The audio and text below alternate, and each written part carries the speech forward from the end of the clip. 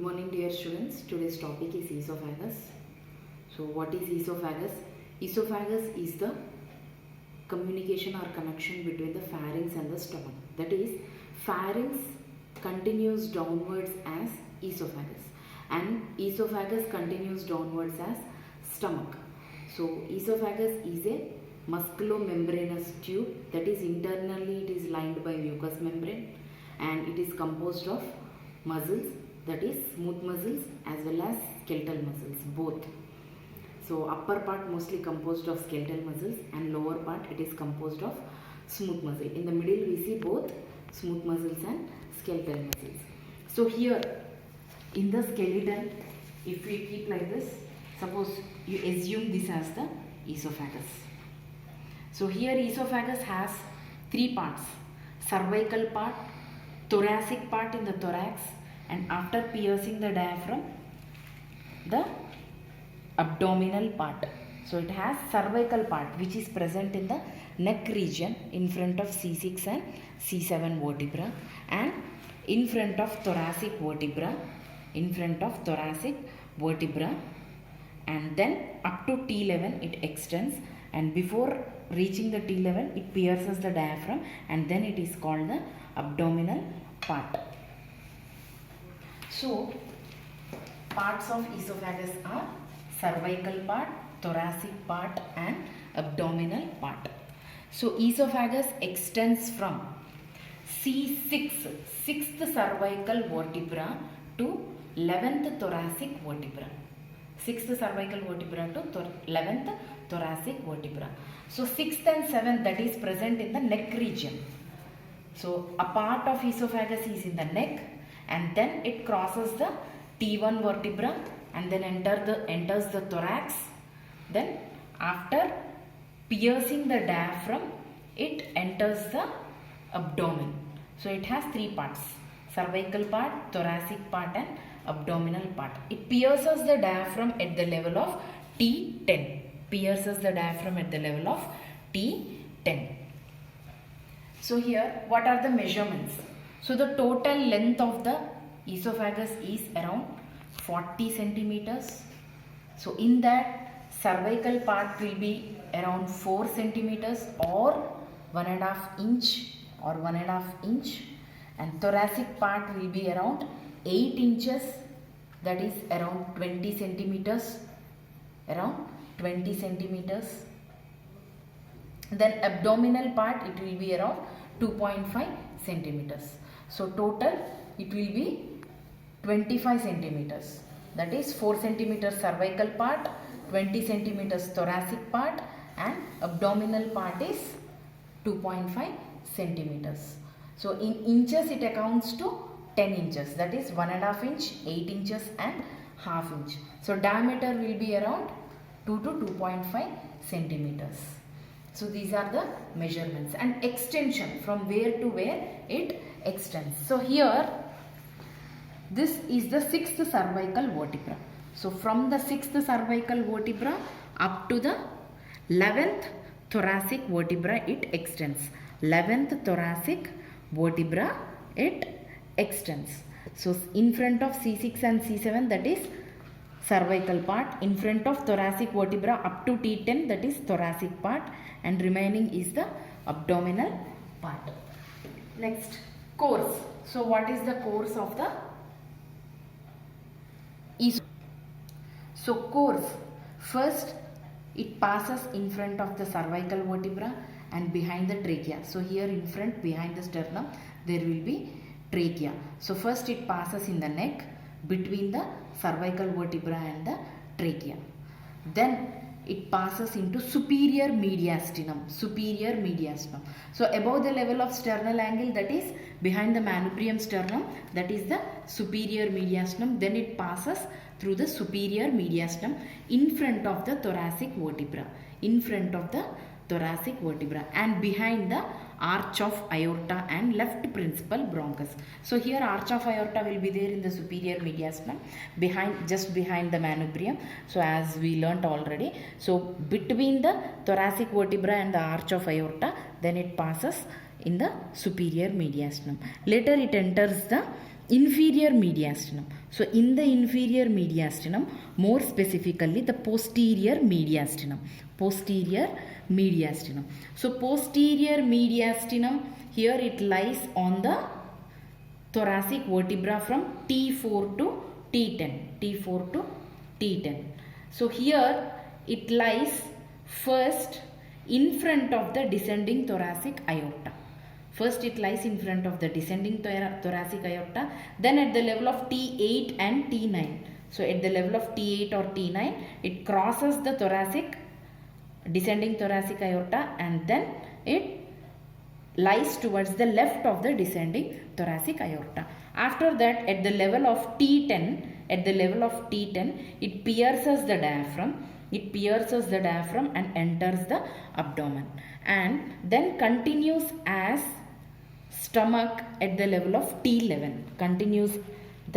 Continues as stomach at the level of T11. So this is the course of esophagus. The next, curvatures. What are the curvatures of the esophagus?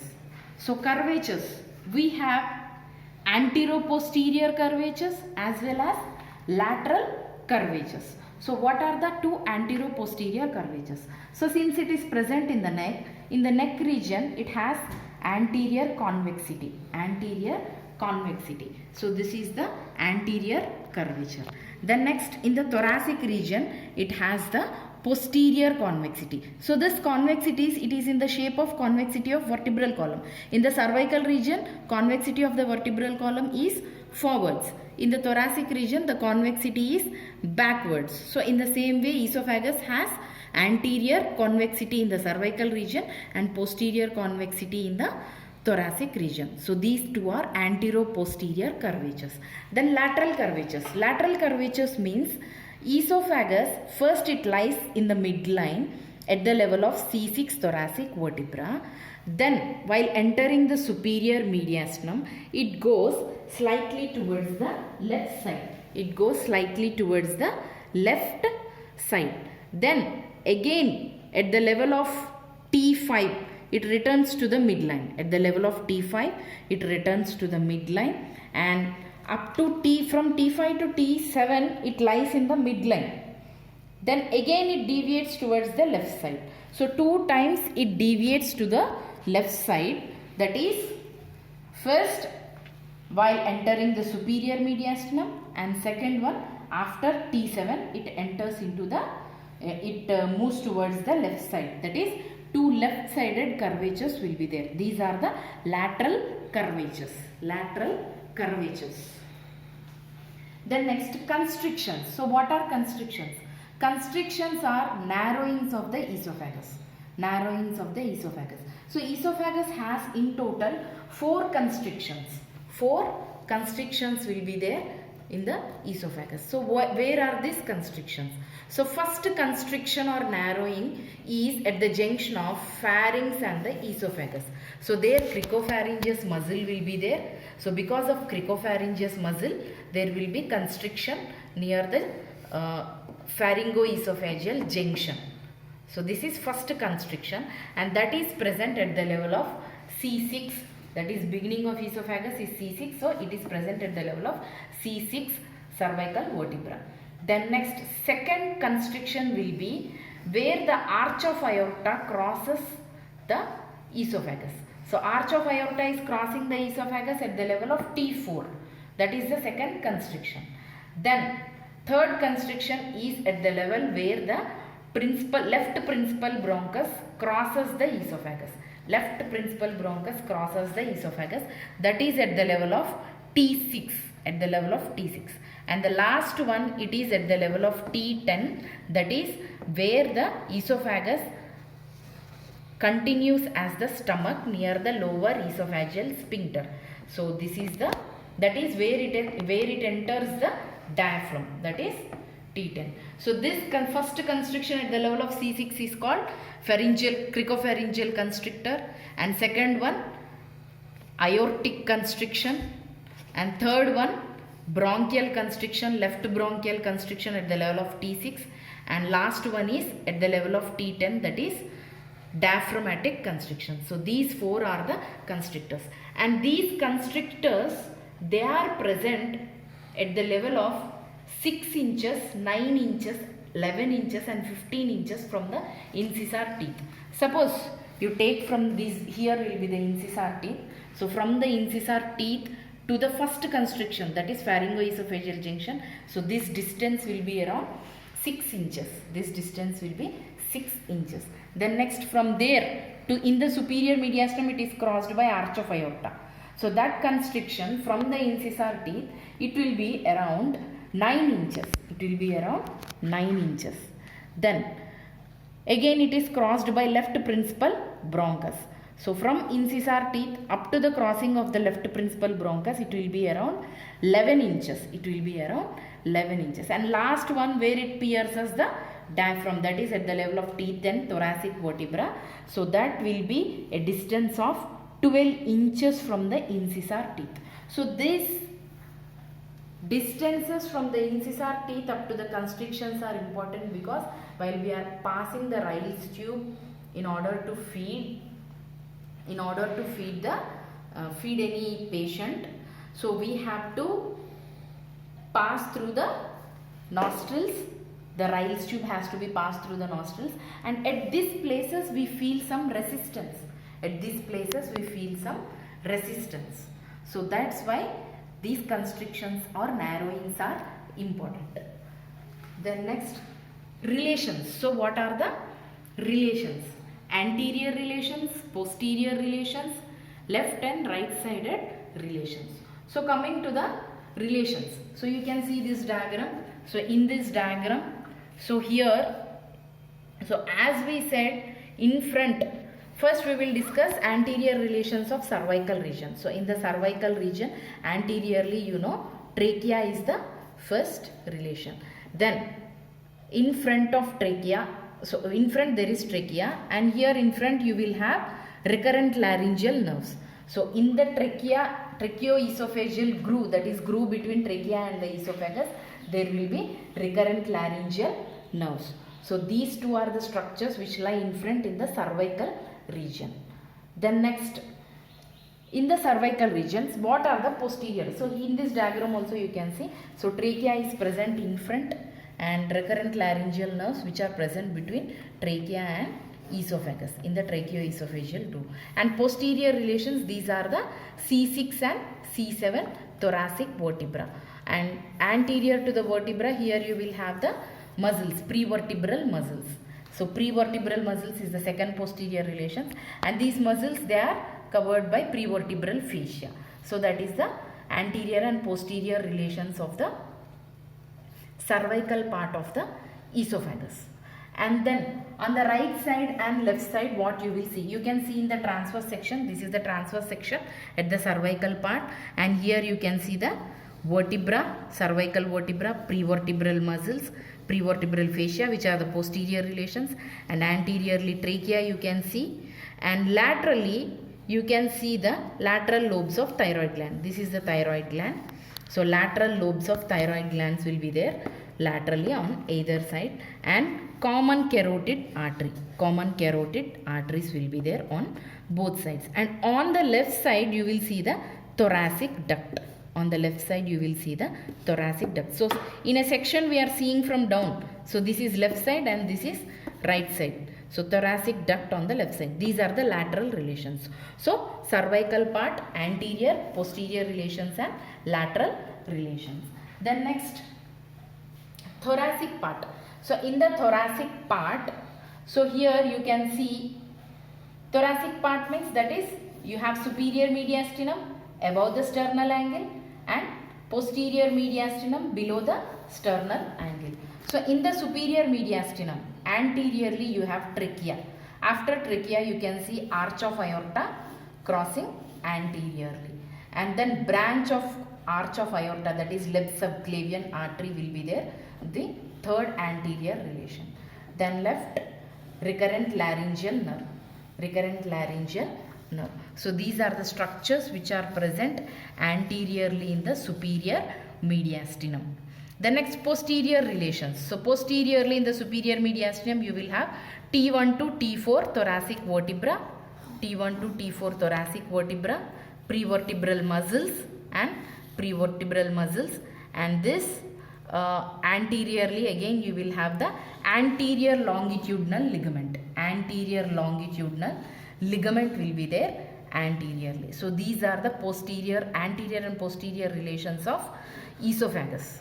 Then next, on either side. So on either side here you can see, so in the superior media this is trachea, so this part is esophagus.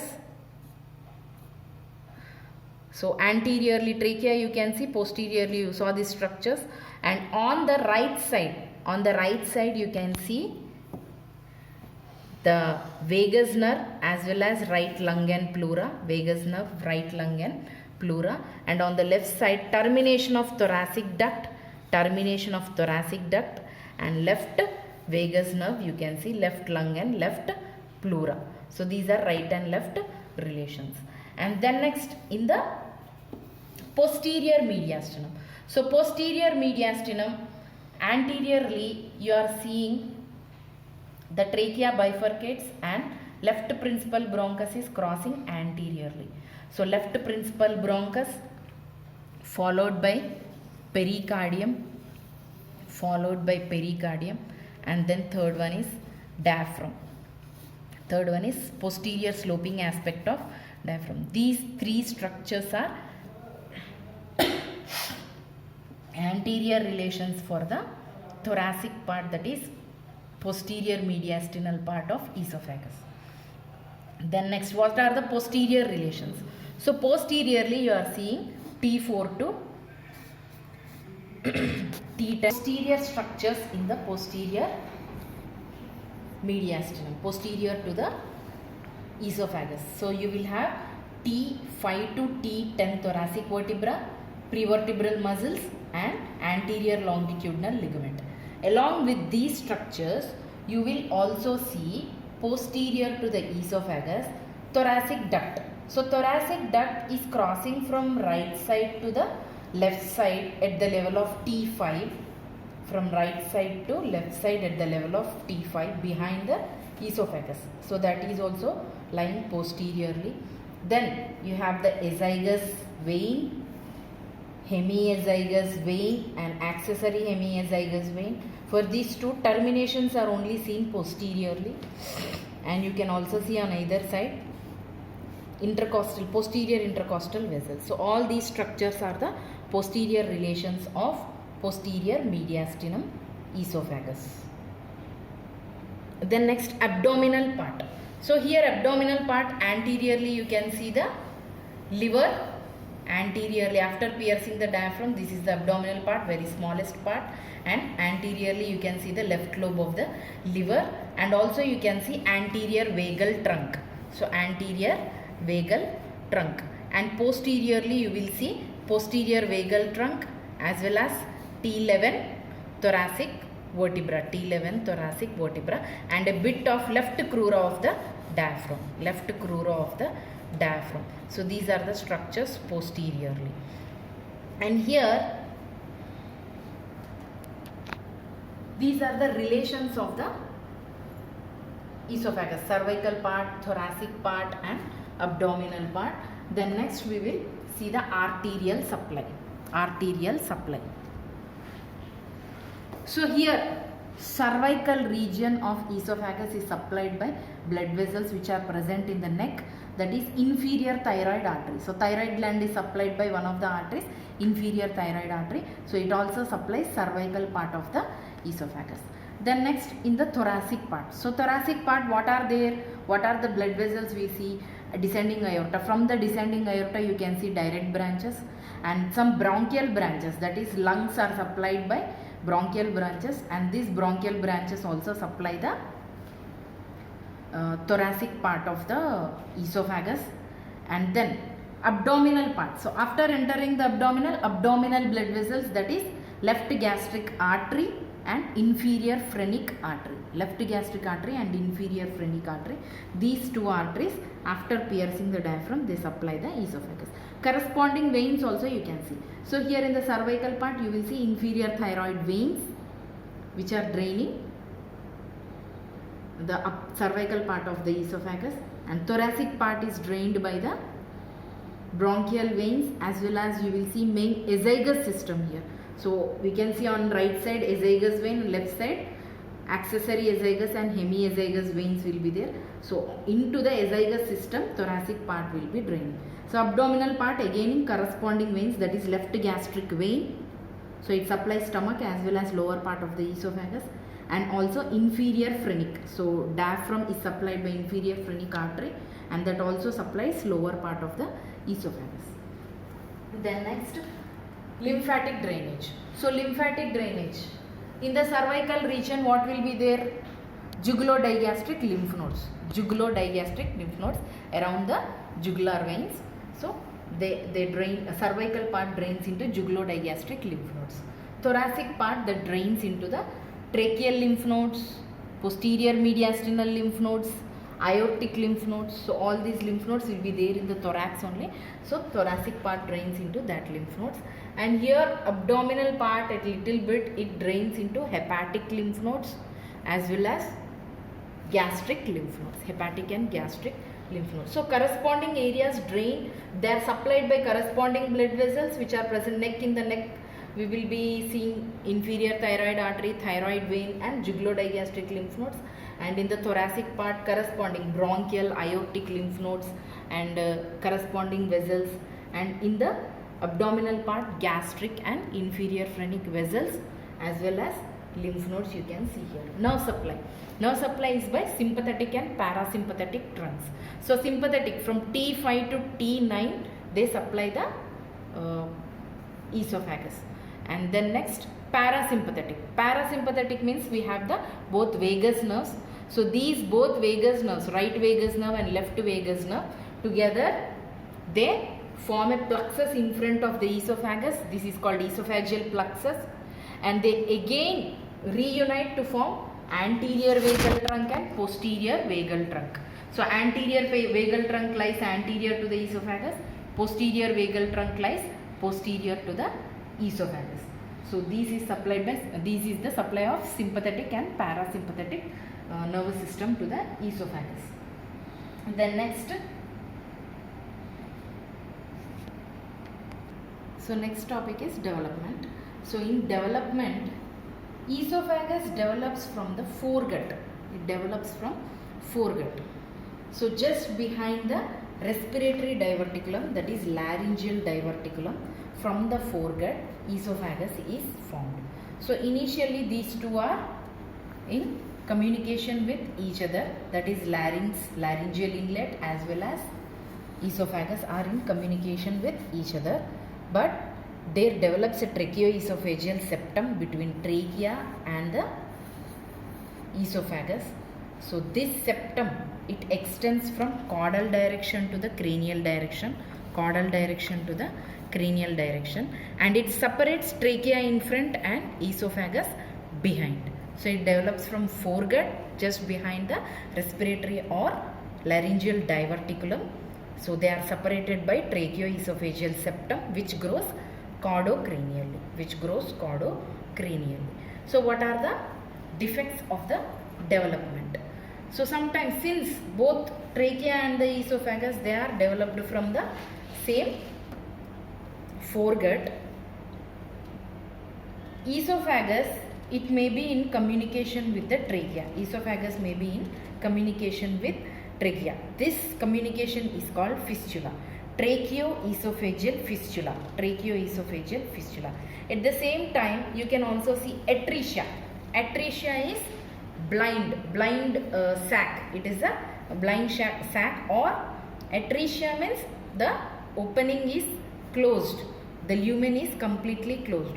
So during development, what happens is, first the esophagus develops, later it solidifies and recanalization occurs after that. So if this recanalization of esophagus does not occur, then it leads to atresia. It leads to atresia. So this is called esophageal atresia, where recanalization does not occur. So if there is a communication between trachea and esophagus, that is called fistula. So you can see here, so there is a blind pouch distally in one aspect, and there is a blind pouch proximally in the another aspect, and two blind pouches in the third thing. So here this is called tracheoesophageal fistula with proximal communication or proximal fistula, or atresia with proximal tracheoesophageal fistula. Here atresia of esophagus with distal tracheoesophageal fistula. Distal tracheoesophageal fistula. This is complete atresia because both are blind sacs and they are not communicating with the trachea. And there will be another one, that is where both proximal and distal communications will be there and there is no atresia. So this is called fistula. Then achalasia cardia. So what is achalasia cardia? So achalasia cardia means esophageal sphincter spasm. So why this occurs? As we said, esophagus is supplied by parasympathetic nerves, that is anterior and posterior vagal trunks. So this anterior and posterior vagal trunks, they form the myenteric and submucosal plexus in the wall of the esophagus.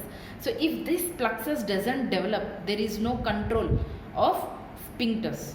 So that is called control of sphincters or muscle wall, that is called achalasia cardia. So there what happens is, there will be accumulation of food in the esophagus and there is no control over the sphincters. So esophageal sphincter spasm, that is. Then next, another clinical aspects regarding the esophagus are Ryle's tube insertion. So Ryle's tube insertion. So when a patient is unable to take food, so we use this Ryle's tube. So this is the Ryle's tube.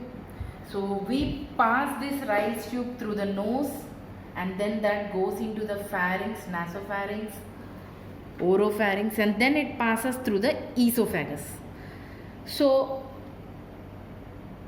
then from the esophagus it goes to the stomach. So whatever food we have to give, it has to go to the stomach. So here we need the lengths and constrictions.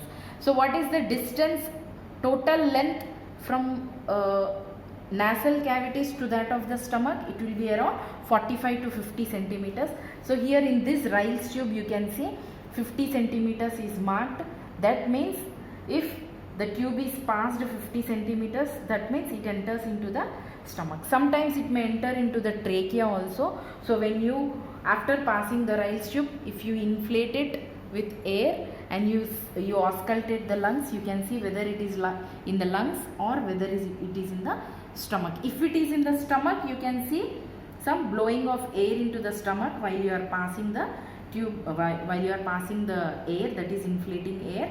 You can feel some bubbling sound here in the epigastric region, so that you can assess that this Ryle's tube is in the stomach. So otherwise, if you auscultate the lungs, then you can see whether it is in the trachea or the lungs, bronchi. So then you can remove it back and then repass it. So anyway, so this Ryle's tube, it is used to feed the patients who are unable to take food orally and swallow it. And the distance is important because already we have learned the constrictions. So constrictions, 4 constrictions you have seen at 6 inches, 9 inches, 11 inches and 15 inches from the incisor tooth. So almost nasal cavities means incisor tooth. So here you are passing. So from here to 6 inches you can see some obstruction or narrowing. Then if you pass that, then again you can see where arch of aorta from at 9 inches you can see, and left principal bronchus at 11 inches you can see the constriction. And finally when you are entering the stomach or passing through the diaphragm, then you can see the constrictions. You can feel that constrictions while you are passing the Ryle's tube. So this is Ryle's tube insertion. Esophagoscopy. So sometimes there may be strictures in the esophagus, or after taking some acids for suicidal tendencies. So a person who undergoes suicidal by taking acids, that is hydrochloric acid or sulfuric acid. So it leads to burning of the esophagus and constriction of the esophagus, and that time you can do the esophagoscopy to see the whatever constrictions are there and all you can see. Or if you want to see any carcinomas inside the esophagus, then you can go do esophagoscopy, that is passing the endoscope through the esophagus to visualize the esophagus as well as the beginning of the stomach. So that is esophagoscopy. Then finally esophageal varices. So what are esophageal varices? So as said, abdominal part of the esophagus is supplied by left gastric artery and left gastric vein. So when there is hepatitis, that is cirrhosis of liver, so which you will learn in the abdomen again. So there will be small dilatations of blood vessels in the lower end of the esophagus because the blood is accumulated in the veins there. So this accumulation of blood here, it is called esophageal varices. So dilatation of blood vessels in the lower esophagus, that is called esophageal varices. So when the cirrhosis of liver is very much severe, this leads to rupture of blood vessels. So this leads to blood vomiting, that is hematemesis. So this is esophageal varices. And the last and most important one is dysphagia. So difficulty in swallowing food is called dysphagia. So you can feel that difficulty in swallowing whenever you have some clinical problems related to the esophagus. So in detail, this is about the esophagus. So we have learned about the esophagus. All these are important aspects. So thank you.